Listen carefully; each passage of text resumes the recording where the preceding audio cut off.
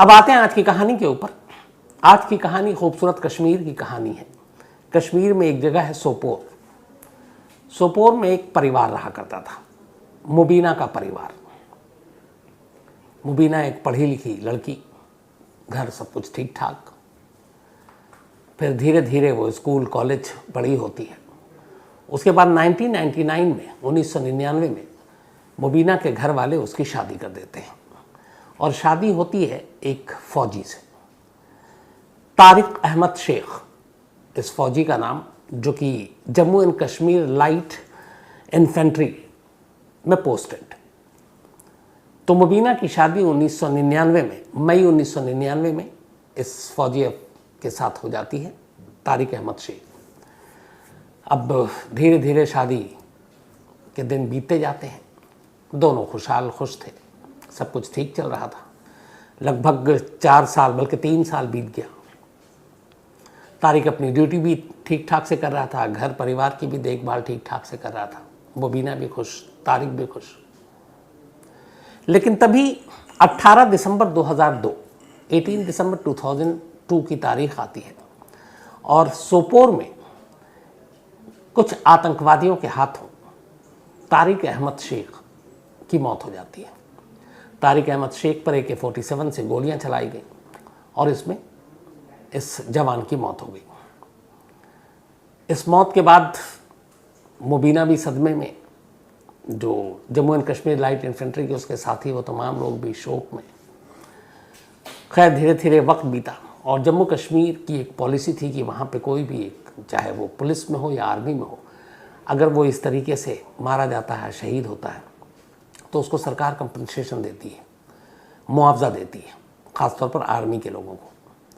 तो तारिक अहमद शेख की मौत के बाद भी वो इस मुआवजे का हकदार था और इसीलिए फिर सरकार जो है 13 लाख रुपए, 13 लाख रुपए का एक चेक मुबीना के नाम पर जारी कर देती है उसके शौहर की मौत के एवज़ में।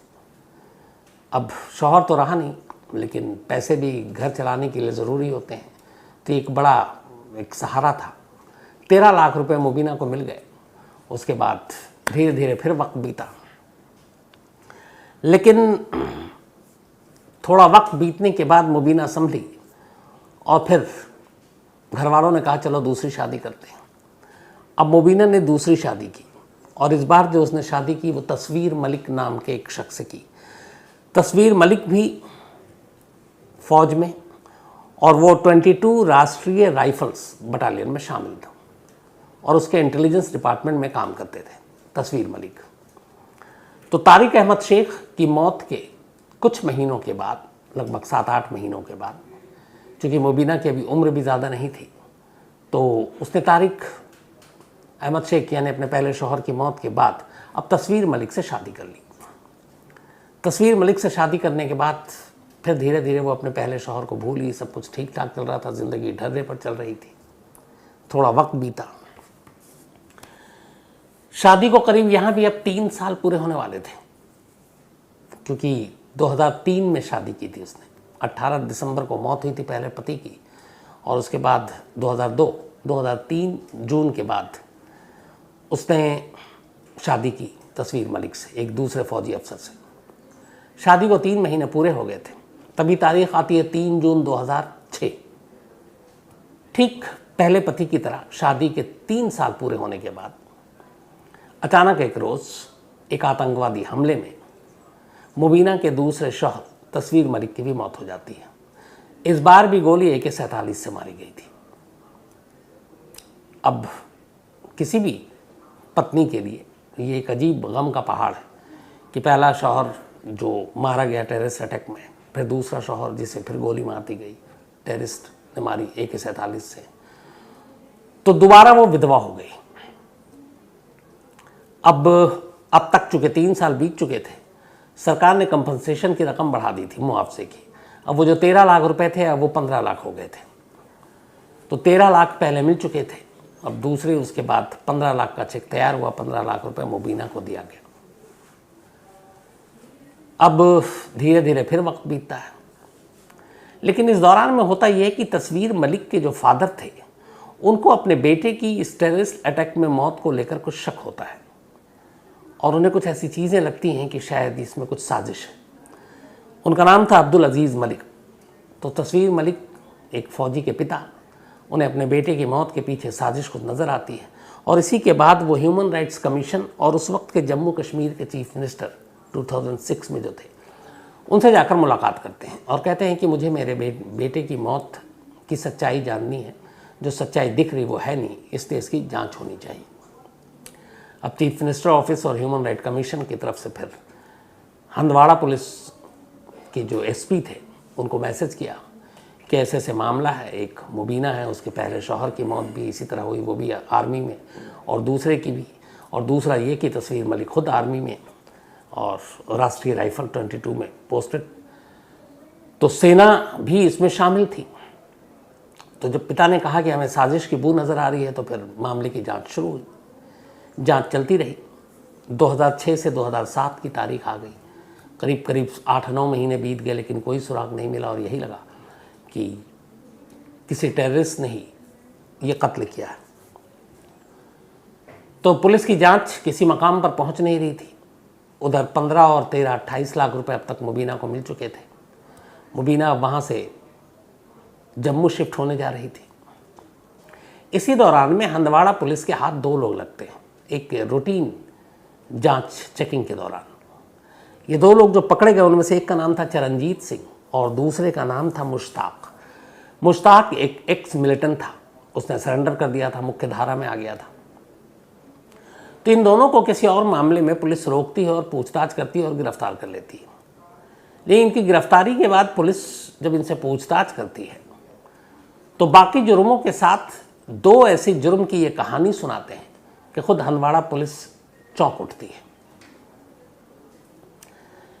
इन दोनों ने जो कहानी सुनाई उससे ये पता चला कि मुबीना जो 2 बार विधवा हुई, दरअसल उसे शादियों का शौक था, लेकिन शादी आम इंसानों से नहीं, सिर्फ और सिर्फ आर्मी वालों से या पुलिस वालों से।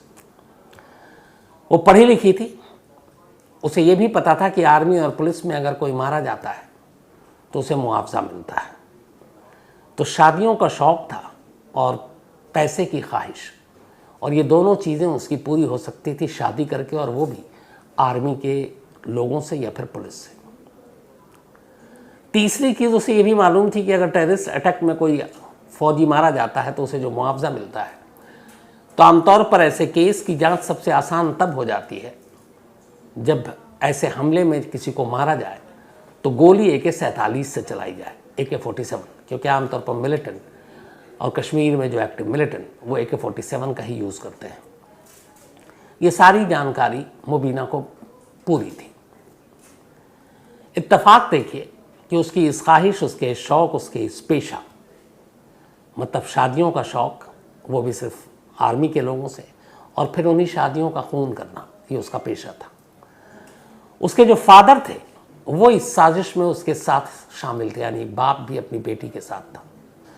और इसी के तहत, इस प्लानिंग के तहत उसने पहली शादी के लिए तारिक अहमद शेख को चुना। उसके बाद 1999 में उससे शादी हुई। फिर धीरे धीरे 3 साल बीते। अब उसे लगा कि किसी को शक नहीं होगा, वो आर्मी में था। अब उसे रास्ते से हटाना था, लेकिन कैसे? वो खुद कत्ल कर नहीं सकती थी। उसने चरणजीत सिंह और मुश्ताक एक एक्स मिलिटेंट था, उससे दोस्ती थी, लेकिन दोस्ती के साथ साथ इन दोनों के बीच में रिश्ते भी बन गए थे। फिर मुश्ताक ने चरणजीत से मिलाया, चरणजीत के साथ भी मुबीना के रिश्ते बन गए। फिर धीरे धीरे दोनों इसके करीब आए। और फिर एक रोज़ उसने कहा, उन्हें भी सच नहीं बताया, उसने कहा जो मेरा पति है, मेरा शौहर है तारिक अहमद शेख, वो बड़ा लड़ता झगड़ता है मुझसे और मैं अब उसके साथ रह नहीं सकती, इसलिए उसको रास्ते से हटा दो। पर उसे मारना है AK-47 से। कुछ पैसे देने की भी बात होती है, वो पैसे भी देती है एक सुपारी किलिंग के तौर पर। और इसके बाद आखिरकार 18 दिसंबर 2002 को चरणजीत और मुश्ताक सोपोर इलाके में मौका देखकर, जब तारिक अहमद शेख घर आया हुआ था, ये दोनों उस पर AK-47 से हमला कर देते हैं और तारिक की मौत हो जाती है। मौत के बाद जाकर मुबीना पुलिस स्टेशन में रिपोर्ट लिखाती है और कहती है कि उसके हस्बैंड को टेररिस्ट ने मारा। ऑलरेडी पहले भी धमकियाँ मिलती रहती थी। तो पुलिस को भी कहीं से कोई शक या किसी साजिश की बू नहीं मिलती। और लगता है कि हाँ, चूँकि वो सेना में है, दुश्मन वहाँ पे हैं, तो उन्होंने मारा होगा। तो पुलिस भी एफआईआर दर्ज करने के बाद इस केस को क्लोज कर देती है, छानबीन करती नहीं। और 13 लाख रुपए की पहली किश्त, जो पहला मुआवजा पहली मौत के बाद, मुबीना के हाथ। अब मुबीना के हाथ पैसे आ गए, मुबीना खुश, उसे लगा उसकी पूरी जो प्लानिंग है वो कामयाब हो गई। अब इसी दौरान में तारिक अहमद शेख के बाद अब उसने कहा कि चलो कुछ महीने बीत गए, अब ये भी दिखा सकते हैं कि चलो पति का गम जो था, सदमा था, वो दूर हो गया, अब दूसरे शिकार की तलाश की जाए। इसी के बाद उसने तस्वीर मलिक को चुना। पहले धीरे धीरे उसके करीब गई, उससे दोस्ती की और फिर उससे एक दिन शादी की बात की। तस्वीर मलिक भी तैयार, मुबीना खूबसूरत थी और फिर तस्वीर मलिक ने आखिरकार शादी कर ली। अब दूसरा शौहर उसके पास था, लेकिन अब फिर वही चीज़ों को अंजाम देना था जो अपने पहले शौहर के साथ उसने किया। पर उसने इंतज़ार किया, उसे लगा कि अगर फटाफट वो ऐसा करती है तो शक हो जाएगा लोगों का। तो शादी के बाद करीब पौने 3 साल उसने इंतज़ार किया दूसरे शौहर के साथ। और फिर जब वक्त आ गया तो आखिरकार 3 जून 2006 को उसने दोबारा इन्हीं 2 लोगों को, चरणजीत सिंह और मुश्ताक अहमद, इन दोनों को फिर से सुपारी दी और कहा कि वो दूसरे शौहर वो भी तंग करता है, परेशान करता है, इसे रास्ते से हटा दो।